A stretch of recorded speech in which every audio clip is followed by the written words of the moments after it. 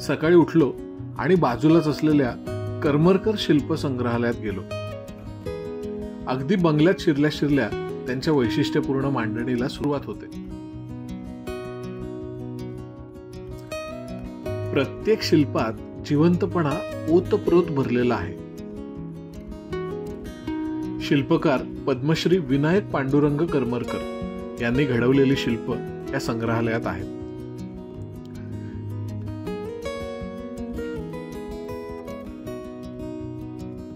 शिल्पकार करमरकरांच्या सुनबाई सुनंदा करमरकर यांच्याशी भेट झाली.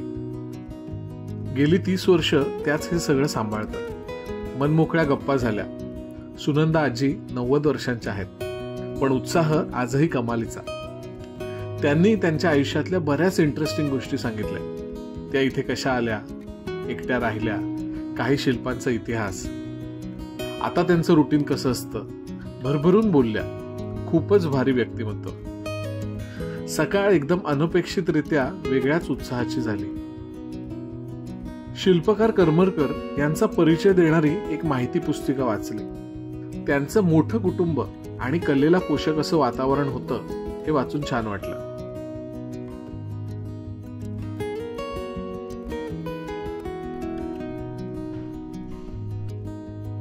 दुपारी जेवणाचा डब्बा मागवला.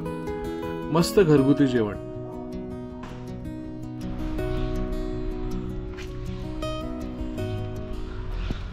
तर कुणाल आलेला आहे आज आणि तो सासवणे गाव दाखवणार आहे. काय दाखवणार आहे सासवणे गावात? सासवण्यामध्ये बीच आहे, अजून कर्मग शिल्पालय बघण्यासारखं आहे. बीच बघितला, संग्रहालय बघितलं, अजून इथं आवासला आहे, आवास बीच एक आहे. अजून इथून 3 किलोमीटरवर मांडवा जेटी आहे. आम्ही स्कूटरवरून निघालो. अलिबाग कोळीवाड्यात एक चक्कर मारली.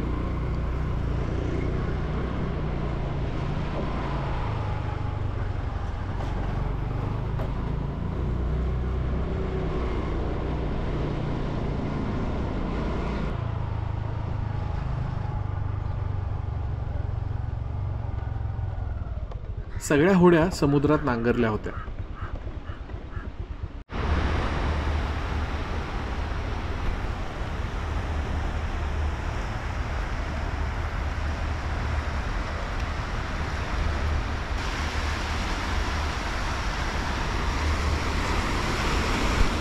कधी काढणार हो? कधी काढणार? आता टाकलं का तुम्ही? बरेच दिवस झाले. अच्छा, मग फक्त चेक करता का लागलं का आणि परत सोडून देता? काय मिळालं आता? आता काय नाही मिळालं. अच्छा, आता बघतो नाही काढतो. परत एकादशी आली का टाकायला लागतो. एकादशी असते ना. हा हा हा, तेव्हा जास्त मिळतात का? पुन्हा एकदा संध्याकाळ समुद्रावर भटकली.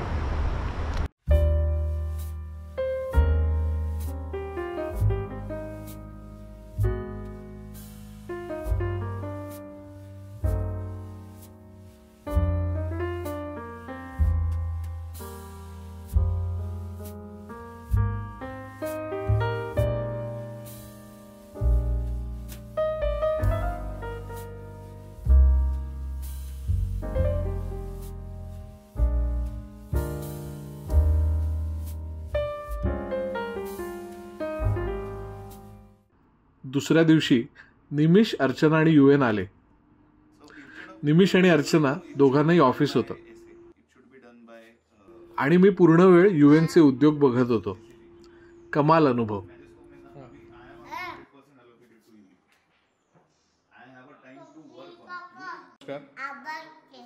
नमस्कार का? नीट नीट. शाबास. मला किल्ली हवी. आणि काय करणार किल्लीचं? अच्छा करणार आणि अच्छा लावणार आहे ना. हे बघ. हां, हे बघ. येस. मोडून टाकणार आहे गाडी तू, बाकी काय नाही. हो ना? गाडी मोडणार आहे ना तू?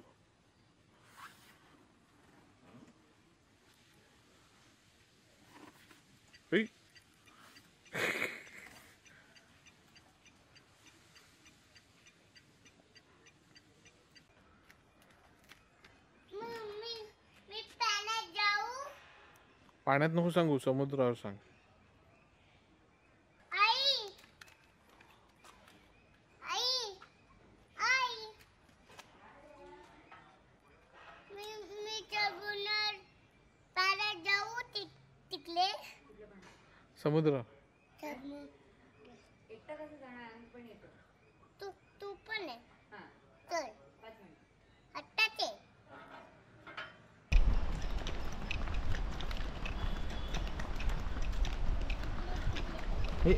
सरळ सरळ.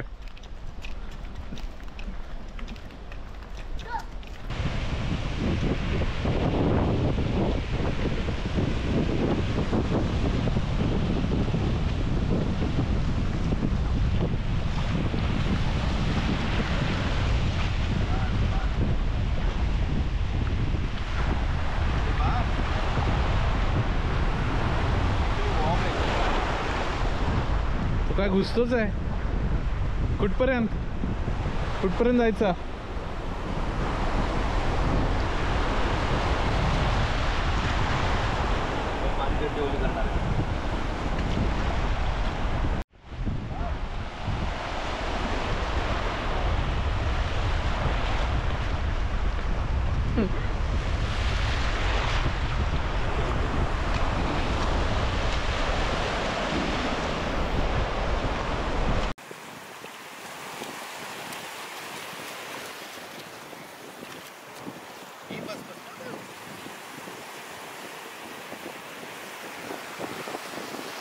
सोडायचं का त्याला.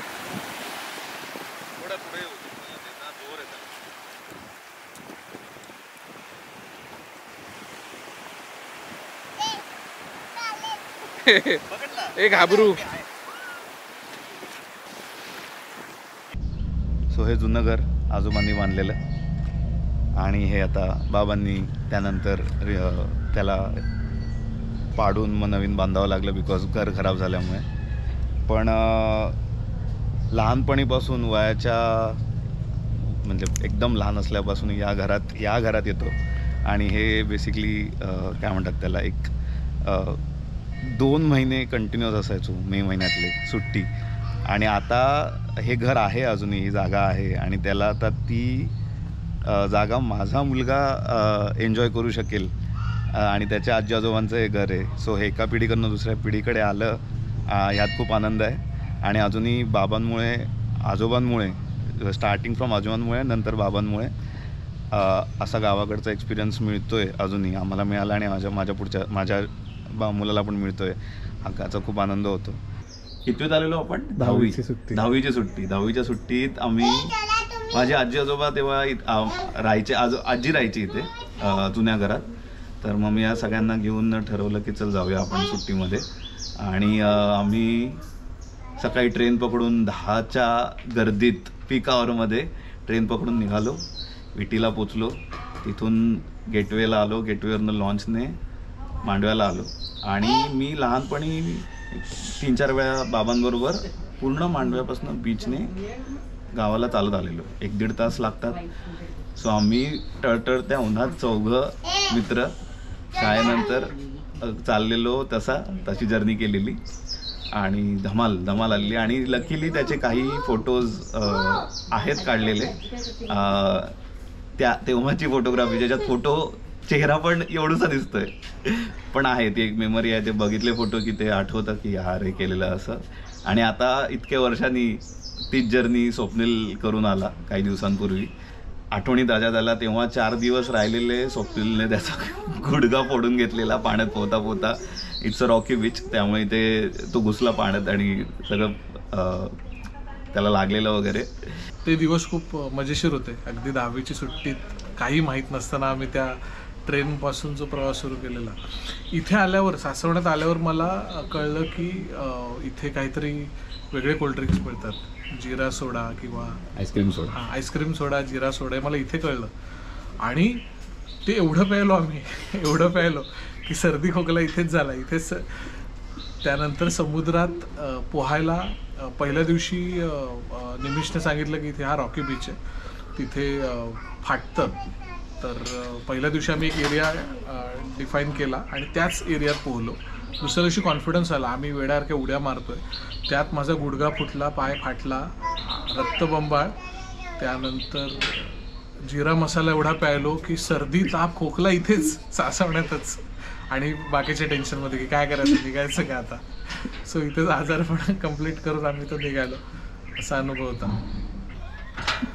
निमिषला कुठे फिरायला पाठवत नाही, काय नाही, अशी तक्रार आहे निमिष. मी फिरायला पाठवत नाही.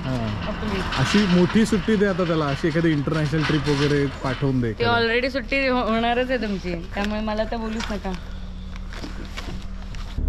एक मच्छी आणि मला ठेपाक. मला करू दे.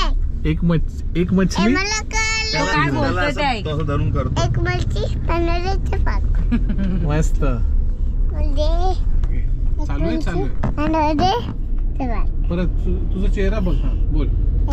एक मच्छी आणि ठेपाक. परत एक मछली. एक मच्छी आणि ठेपाक. C you. कसं करतो? फ्लाइंग किस कसं करतो?